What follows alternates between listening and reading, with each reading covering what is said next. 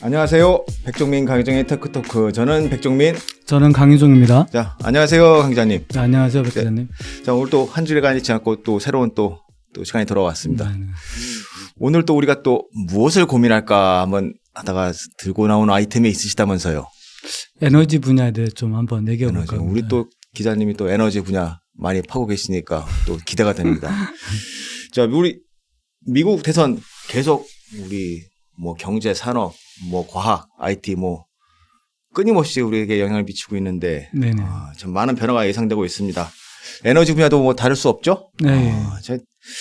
이 미국 대선 결과 하여튼 뭐 트럼프가 가장 뭐 변화를 크게 일으킬 수 있는 분야가 또 에너지잖아요. 그렇죠. 뭐 기업들도 희비가 엇갈릴 수 있고 우리가 또 사용하는 에너지 분야에서도 뭐 전기냐 기름이냐 무엇이 막 정답이냐 헷갈릴 수밖에 없습니다. 네. 자, 어쨌든 근데 트럼프의 핵심은 2016년 첫 임기 때부터 뭐 확실했잖아요. 화석. 그렇죠. 화석 연료가 우리가 뭐 간단히 말하면 뭐 석유 아니면 가스 아니면 석탄. 네. 그렇죠. 뭐 트럼프의 지지 세력이 뭐 그쪽에 있다 보니까 뭐 당연한 일이었던 것 같은데 또 변화도 있다면서요, 이번에는? 그렇죠. 이제 원래 그 바이든 행정부 때는 이제 재생에너지를 많이 강조를 했다가 이제 트럼프가 되면서 이제 화석연료 쪽으로 이제 많이 변화를 줄 것 같고요. 그 전에는 그 대선 캠페인 때도 많이 이제 이슈가 됐던 게 프래킹이라고 셰일 가스를 이제 허용하느냐 마느냐 그냥 큰 이슈였는데 수압 분쇄. 그렇죠. 수압. 네. 그거를 이제 트럼프 대통령이 되면서 다시 이제 셰일 가스나 채굴들이 많이 확대될 것이다. 이런 전망들이 많이 지금 나오고 있는 거죠. 자, 근데 뭐 기조가 없는 분야가 있다고 하는데. 그렇죠. 한번 더 체크 한번 해주시죠. 네. 이게 가장 해리스하고 트럼프가 가장 반대했던 것들이 이제 에너지 분야인데 안 바뀌는 분야가 이제 원전 분야입니다.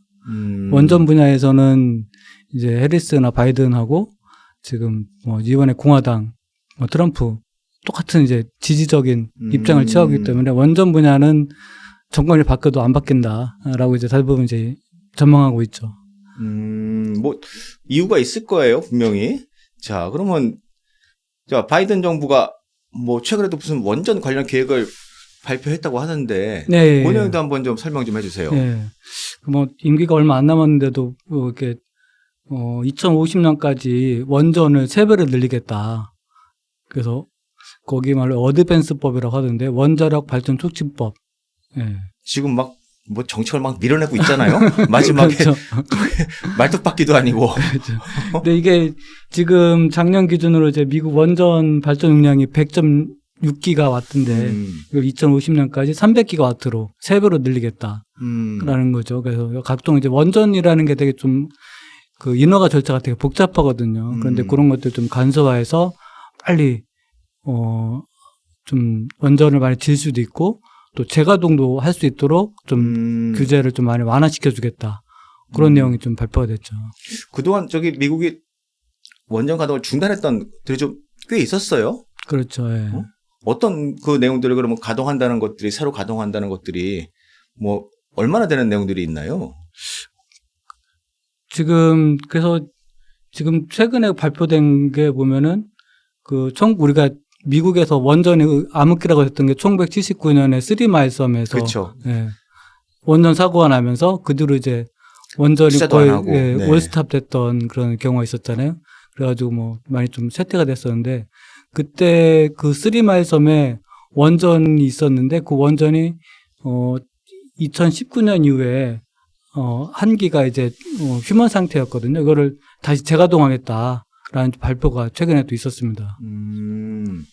참 이 원전 우리도 그렇지만 미국도 참 뜨거운 감자인 것 같아요. 그렇죠. 뭐 특히 동부, 서부 이 양 끝에 있는 이 주에서 항상 시끄러운 것 같습니다. 이 인구가 그렇죠. 많고 이 민주당 지지 세력이 많은 쪽이잖아요. 그러다 보니까 원전을 반대하는 사람들이 많다 보니까 항상 이 원전을 또 폐쇄하네 또 그걸 다시 또 재가동할 때도 또 이 급진 또 이 진보 세력들이 또 반대하는 경우가 많더라고요. 환경론자들이 원전에 네. 대해서 많이 반대를 하죠. 현장에서 저도 그때 느낀 경험으로는 지나가다 보는데 갑자기 왜 이상하게 낡은 건물이 보이는데 저게 뭘까 하는데 설마 저게 원전일까 했었는데 원전이더라고요. 네. 우리 같은 경우에도 그게 좀 그래도 좀 칠도 좀 해놓고 그럴 것 같았는데 네. 그냥 시멘트 건물로 그냥 그대로 있는 걸 보고 저게 원전이라니 했던 것 같은데 그게 또 그것도 그나마 또 있으면 다행이고 그걸 가동도 아예 안 하고 그냥 버려뒀으면은 또 지금 같은 경우에 또 전기가 많이 필요한 시기에는 또 특히 겨울에 또 한파 몰아닥쳤을 때는 또 주민들이 또 그 전기도 없어서 고사한 경우를 제가 또 특파원 시절에 또 봤거든요. 그렇죠. 예.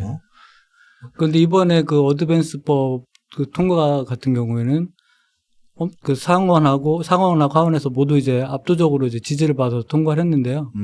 그러고 보면은 미국에서도 이제 전기가 굉장히 필요하다. 그러다 보니까 뭐 원전을 돌릴 수밖에 없는 상황이다라고 다들 좀 인식을 하는 것 같아요. 그래서 뭐 여러 가지 뭐 환경론자들도 반대를 하겠지만 또 바이든 정부도 이제 어떻게 보면 진보 세력들 환경론자들의 어떤 지지를 받고 있지만은 그럼에도 불구하고 지금 전력난을 해소하기 위해서는 원전 가동이 필요하다라는 걸 좀 인식을 좀 같이 했고 뭐 공화당도 뭐 역시 마찬가지로 했기 때문에 이번에 좀 통과됐고 이렇게 재가동도 결정이 된 것 같습니다. 요새 바이든 정부의 그 행보를 보면은 이 진보에서 상당히 중도로 많이 온 것 같아요.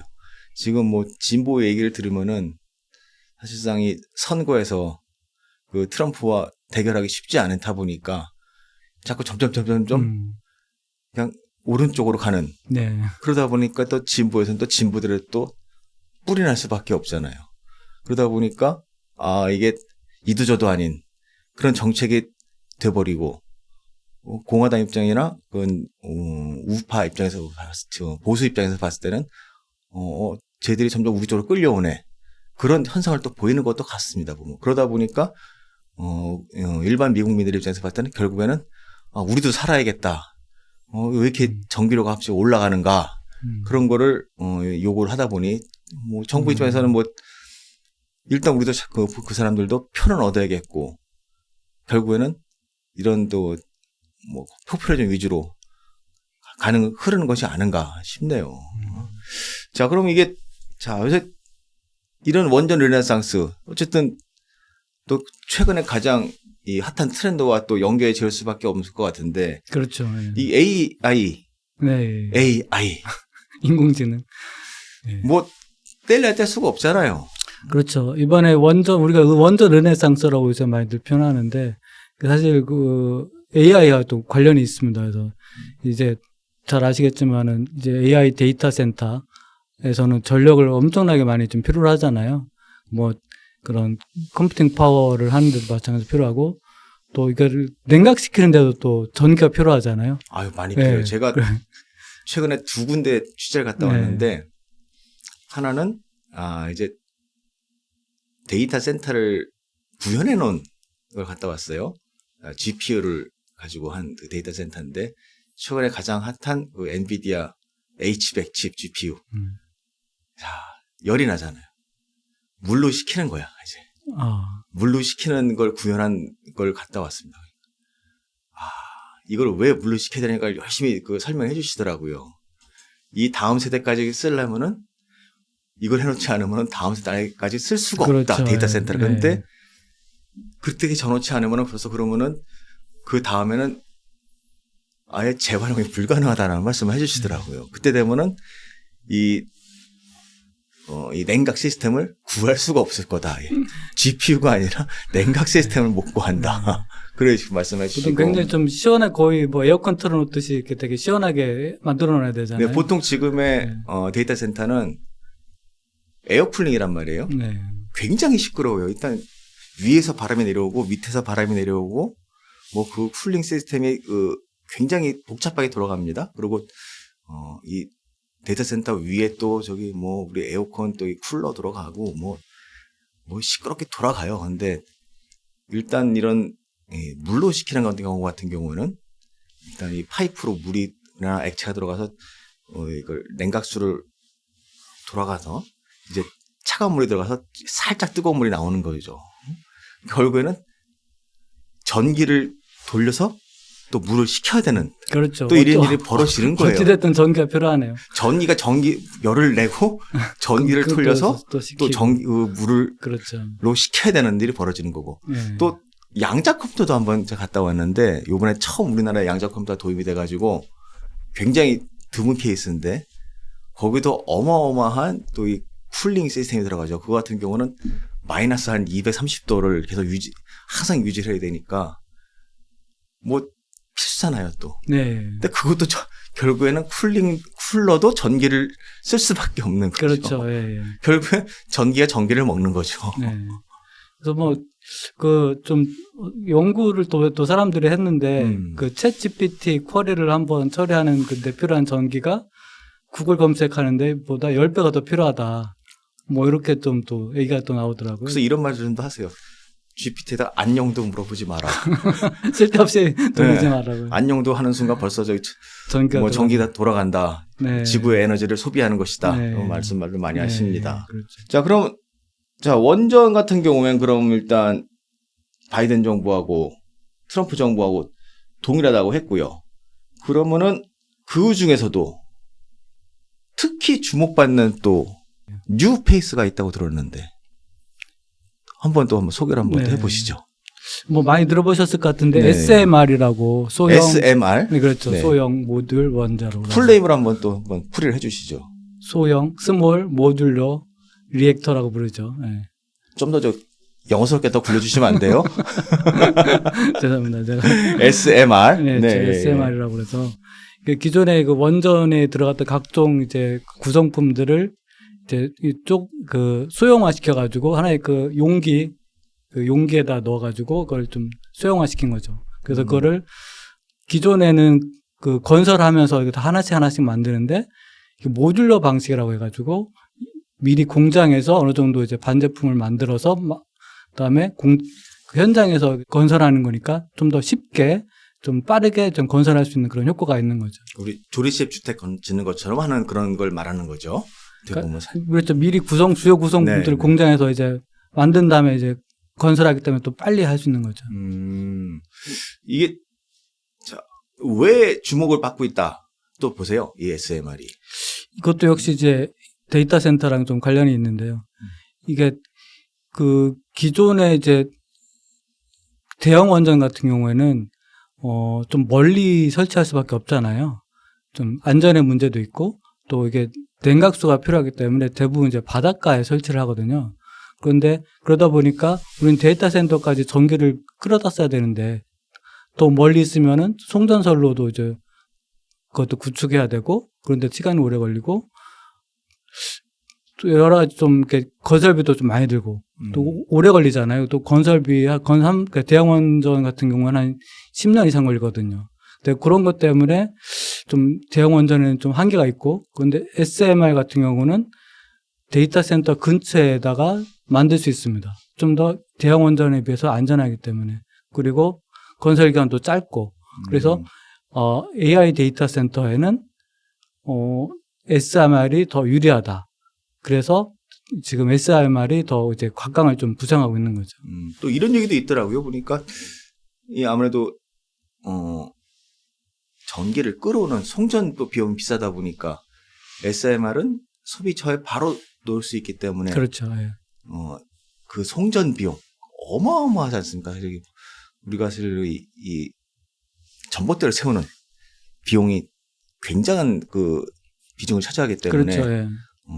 우리는 사실 뭐 전기료를 내는 입장에서는 지금 우리가 낼 때는 전기료만 내는데 제가 미국에서 전기료를 내보니까 깜짝 놀랐어요.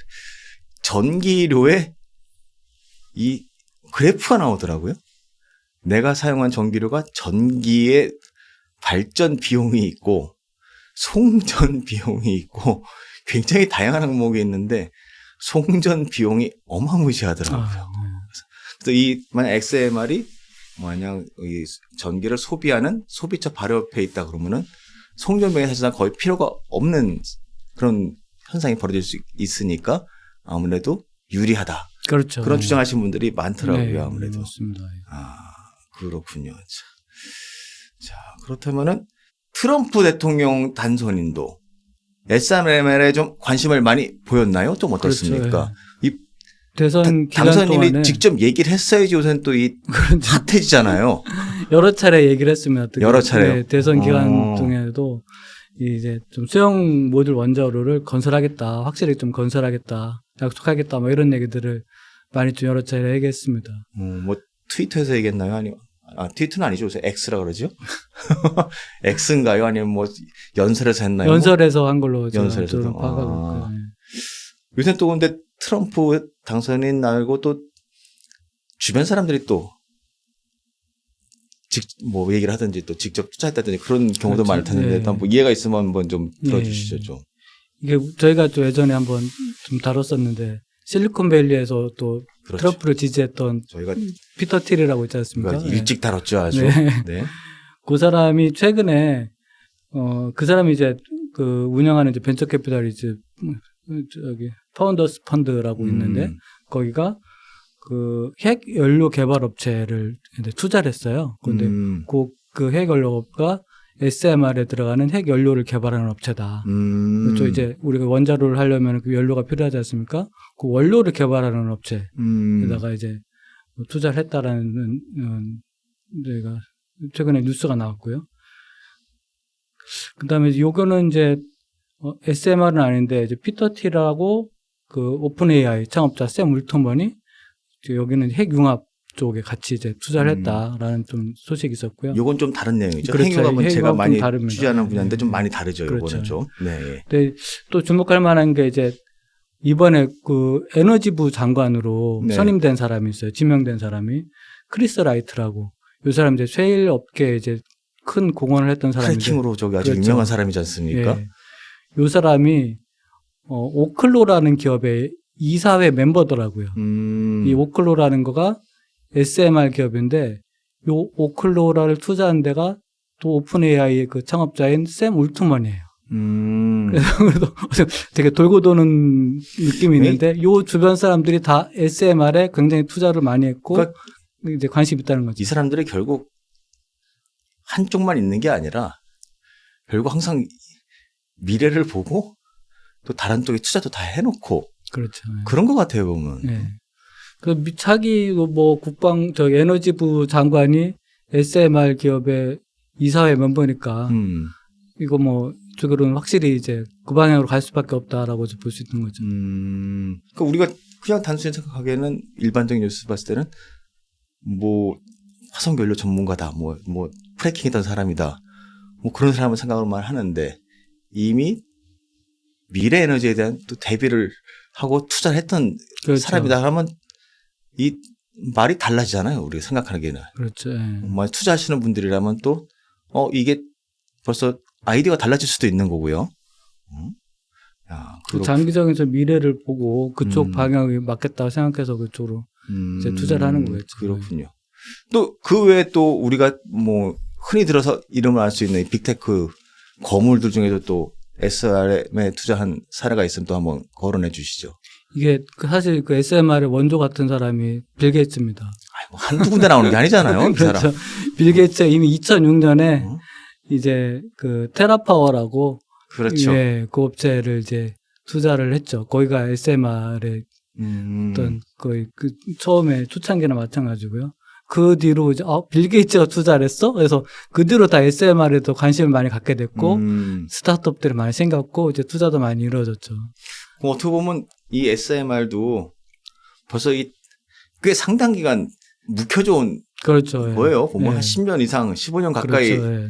기다려 왔으니까 좀 이제 뜰 때도 되긴 됐어요, 분명히. 그렇죠. 예. 그래서 이게 사실 그런 것도 사실 문제인데 그건 좀 나중에 말씀드리고 이게 최근에 또 소식이 있었습니다. 그래서 최근에 이 소식 때문에 또 주가가 더 많이 올랐는데 그 아마존이 그 SMR 관련 기업 세 곳에 투자를 했어요.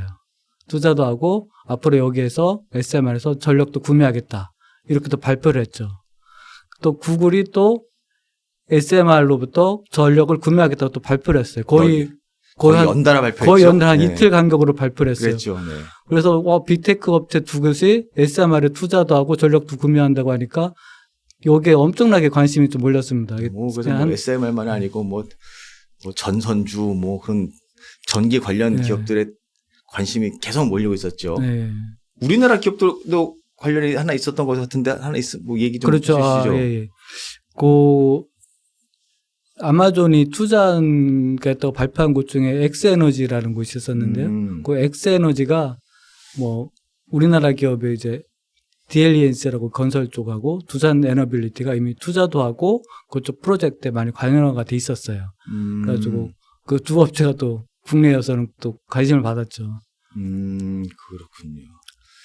두산은 요 기업 말고도 미국의 어떤 그 스타트업들이랑 SMR 관련 프로젝트를 또 많이 진행합니다. 그럼 뭐 우리 쪽에서도 뭐 좀 준비되는 일 좀 있었다면 한번 좀 없었을까요? 우리 같은 경우에는 지금 정부 주도로 혁신형 소형 모듈 원자로라고 ISMR이라는 걸 이제 정부가 지금 준비하고 있죠. 그렇군. 저도 과기정통부 출입하면서 이 준비하는 내용들 조금씩 들어보고 뭐 공격적으로 준비하겠다 대응들 많이 하시더라고요. 네. 이 앞으로 이게 굉장히 중요한 산업이다 하고 발표를 그렇죠. 많이 하시고 하는데 앞으로도 많이 기대를 하고 있습니다. 저희도. 우리나라 같은 경우는 이게 어떤 게 강점이 있냐면은 아까 뭐 DLENC나 두산 에너빌리티를 말씀드렸는데 다 원전이라는 건 결국 건설이거든요. 건설인데 미국의 스타트업들은 원전 기술을 갖고 있을지 모르지만은 직접 이거를 시공했거나 운영해 본 경험이 없어요. 그렇죠. 네.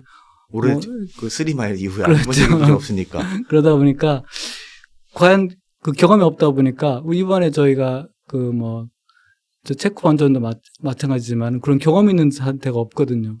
그거에서 우리는 경험이 있다 보니까 미국에서도 직접 이거를 설계대로 직접 시공하고 운전하고 하려고 하다 보니까 그런 경험 있는 곳을 찾다 보니까 당연히 한국 기업을 찾게 되는 거죠. 한국 기업 파트너들. 그래서 여러 가지 SMR 관련된 프로젝트에 보면은 한국 파트너들이 이름이 많이 들어와 있습니다.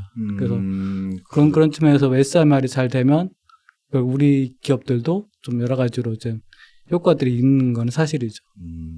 자, 그러면 우리가 여기서 근본적인 또 진단 한번 하고 가야 될 것 같아요. 이게 벌써 15년 됐어요. 왜 잘 안 됐고 어려운 건가? 한번 진단 한번 내려봐 주시죠. 전문가로서 한번. 전문가는 아니고요. 이게 그 최근에 이제 SMR 부각되니까 뭐 주식도 많이 좀 오르고 뭐 국내는 아니고 해외에 이제 SMR이나 원전 관련 주가도 많이 올랐는데 이게 그 전문가들은 여기 좀 뭐 물론 SMR이 되게 좋은 기술이긴 한데 좀 아직은 좀 갈 길이 멀다라는 보시는 분들이 많아요. 그래서 아까 테라파워가 2006년에 시작했지만 아직 상용을 못했거든요. 그리고 작년 같은 경우에도 뉴스케일이라고 해서 미국에서 가장 앞서 있는 기업입니다. 거기가 원전을 SMR을 상용하려다가 드롭이 됐어요. 그 원전 그거를 구매하려던 곳에서 너무 비용이 올라가니까 이거를 이제 포기를 했거든요. 그러면서 그 뉴스케일 주가도 막 많이 폭락하고 뭐 직원들 구조조정하고 막 그런 상황이 좀 있었거든요. 그래서 좀 과연 SMR이 우리는 많이 들어봤으니까 곧 되는 거 아니야라고 생각을 하지만은 실제로는 그렇지 않을 수 있다라는 점을 좀 우리가 좀 주의할 필요는 있죠. 그렇군요.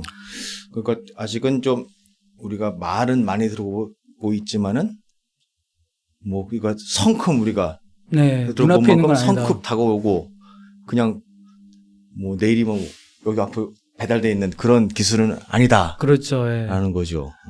저도 관심 있어가지고 저도 SMR을 많이 들어봐가지고 이제 취재를 해가지고 보면은 당장 될 것처럼 생각했는데 보니까 우리나라도 2030년 이후에나 이게 상용화 된다고 하더라고요. 그러다 보면 앞으로 지금 5년, 6년 이상 더 이제 걸려야 되는 거잖아요.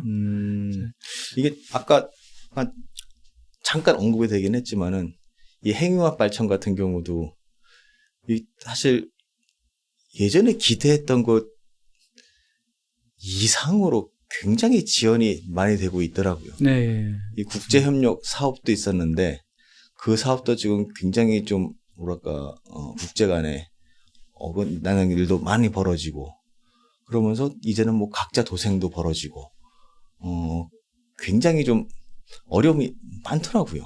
그래서 지금은 에너지가 굉장히 뭐 필요가 많아지니까 주목은 받고 있는데 이게 정말 될 것인가? 이거에 대한 기대는 정말 많은데 실현이 될 것인가? 도전도 계속 이루어지고 있고 하지만 또 될 것 같기도 한데 참 어렵다라는 관측들이 많은 것 같습니다. 핵융합 발전이 되면은 그거야말로 진짜 모든 게 끝나버리죠. 네. 핵융합이 되면 SMR가 어떻게 보면 필요도 없죠. 모든 발전소들이 사실 필요가 없죠. 네. 핵 하면 자체도 되니까. 필요가 없을 수 있죠. 네. 이게 어떻게 보면 굉장히 청정 에너지원이 될 수 있는 거가 안전하고 완전 확보가 되는 네. 거기 때문에 그래서 각 국가별로 굉장히 경쟁이 이루어지면서 지금 개발을 하고 있고 하지만은 언제 가능할지 모른다라는 그렇죠. 그런 전제가 항상 문제인 것 같습니다. 그 뉴스케일 같은 경우도 굉장히 사업이 좀 지연되면서